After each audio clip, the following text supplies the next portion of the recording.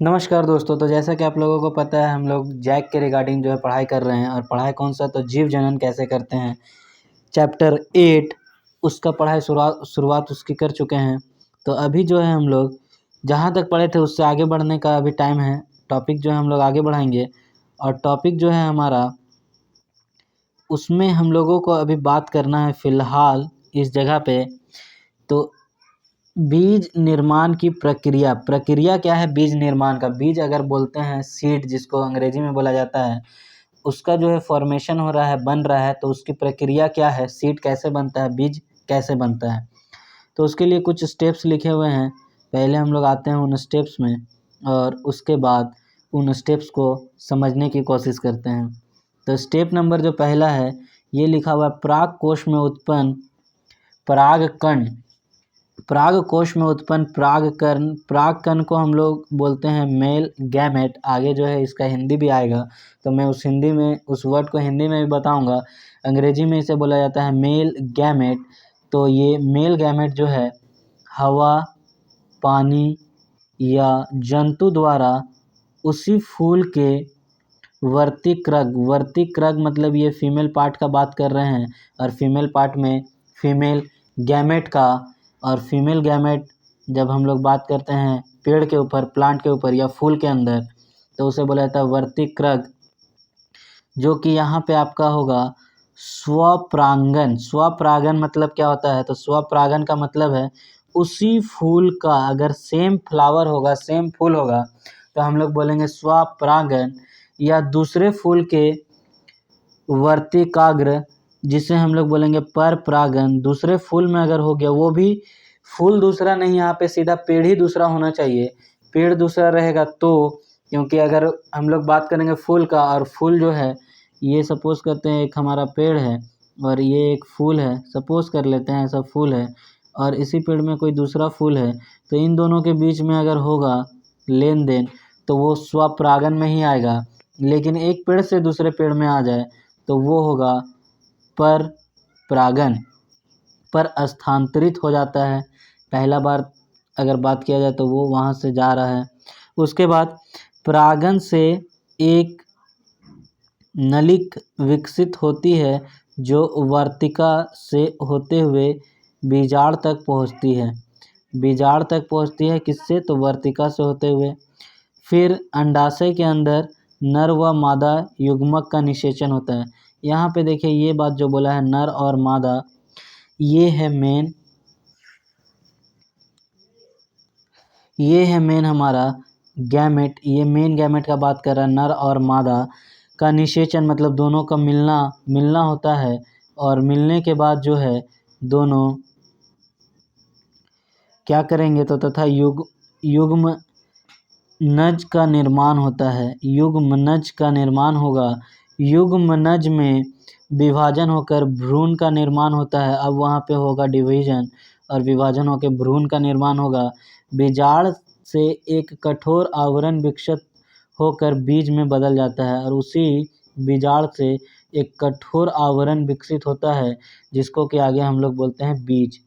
अंडाशय फल में बदल जाता है तथा फूल के अन्य भाग झड़ जाते हैं, और उसका जो अंडाशय था वो फल में बदल जाएगा, और फूल जो है वो झड़ जाएंगे, साथ ही साथ उनके अन्य जो भाग हैं वो भी झड़ जाएंगे। तो ये कुछ तरीका है बीज निर्माण की। अब बात करते हैं अगला, जिसे हम लोग बोलते हैं अंकुरन। अंकुरन क्या होता है, अब जो है इस बात को समझते हैं। तो अंकुरन जो है बीज, जिसे हम लोग भावी पौधा भी कहते हैं, आगे आने वाले समय के लिए वो पौधा का रूप लेगा।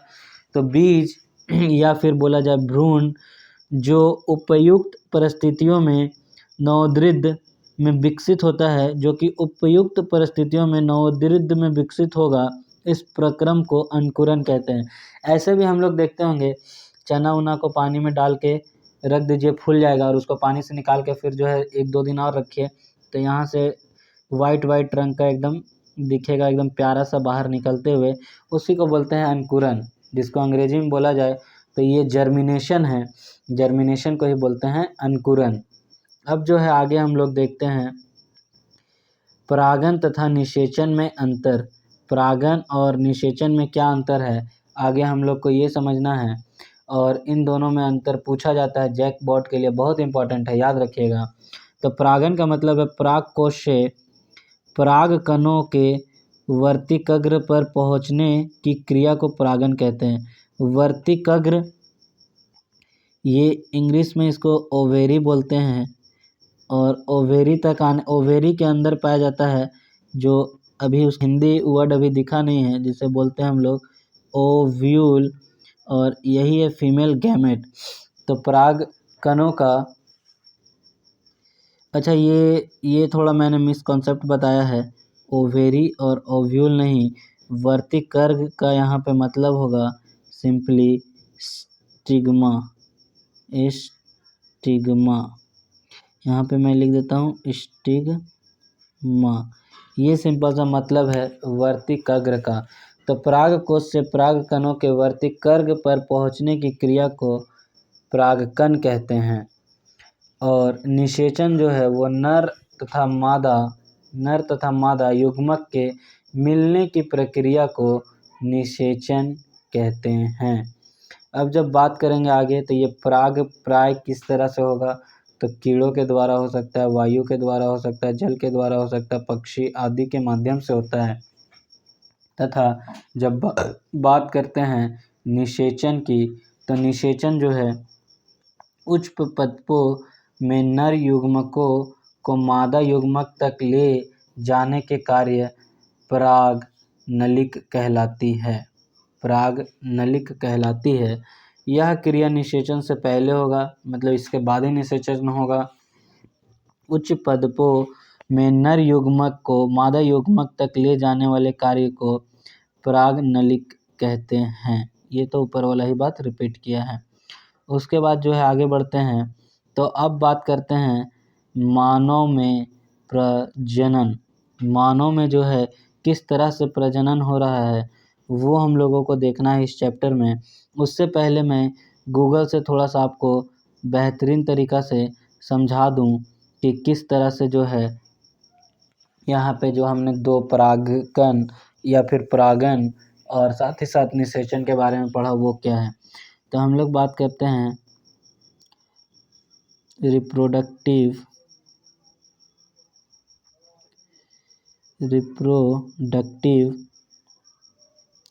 पार्ट ऑफ प्लांट, जिसमें फ्लावर आएगा, पार्ट ऑफ प्लांट जिसमें फ्लावर आने वाला है, और उससे हम लोग समझेंगे पूरी बातों को। ये देखिए, यही फिगर मैं लेता हूँ अगर, तो ये फिगर देखिए आप लोग को दिख रहा होगा।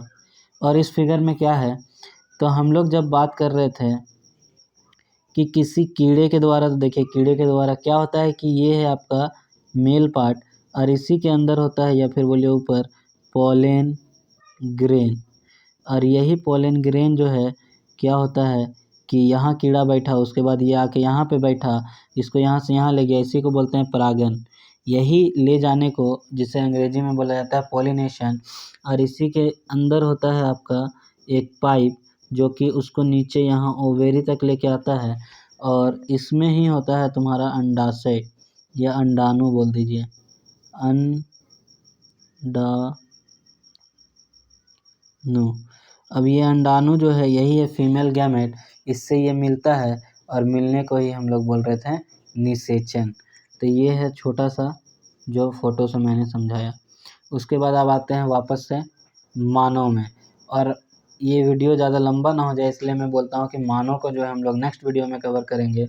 यहाँ तक के लिए अगर आपको सही समझ में आया हो तो ज़रूर कमेंट करें। जय हिंद।